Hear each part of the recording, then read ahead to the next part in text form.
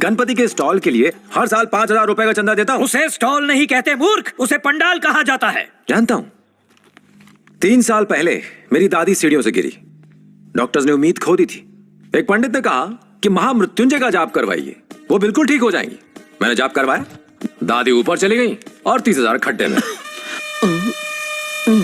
और सुनिए, दरगाह के लिए चादर, चर्च के लिए कैंडल्स, मंदिर में अगरबत्तियां, आश्रम में चंदे, पिछले 15 सालों में मैं इन सारी दुकानों पर 10 लाख से ऊपर खर्च कर चुका हूं। तेरा सर्वनाश होके रहेगा। इन पवित्र स्थलों को दुकान कहकर तू उनका अपमान कर रहा है। ये सब ईश्वर के घर हैं, जहां लोग अपने परिवार की सुख सुरक्षा के लिए चंदा देते हैं। तो फिर मेरे परिवार की सुरक्षा का क्या? उसके लिए तुम्हें भगवान से बात करनी पड़ेगी। स्वामी जी से बहस क्यों कर रहे हो? अच्छा, ख्याल नेक है। आपके पास मोबाइल तो होगा, बताएंगे उसमें कौन सा सिम है? रिलायंस। मान लीजिए आपका सिम काम नहीं कर रहा है, तो आप कस्टमर केयर पर कॉल करेंगे या फिर सीधा अंबानी को फोन लगाएंगे कि मुकेश भाई मारो सिम चालसे નથી। ऑर्डर।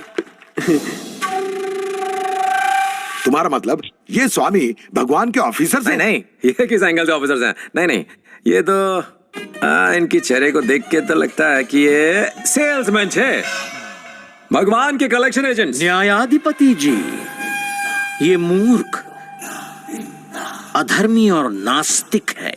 इस अधम को तनिक भी आभास नहीं है ये क्या कह रहा है।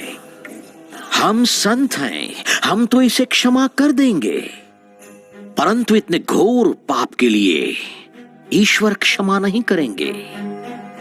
अगर अपने मन में भगवान के लिए क्रूरता रखेंगे तो जिंदगी भर चैन से नहीं जी पाएंगे।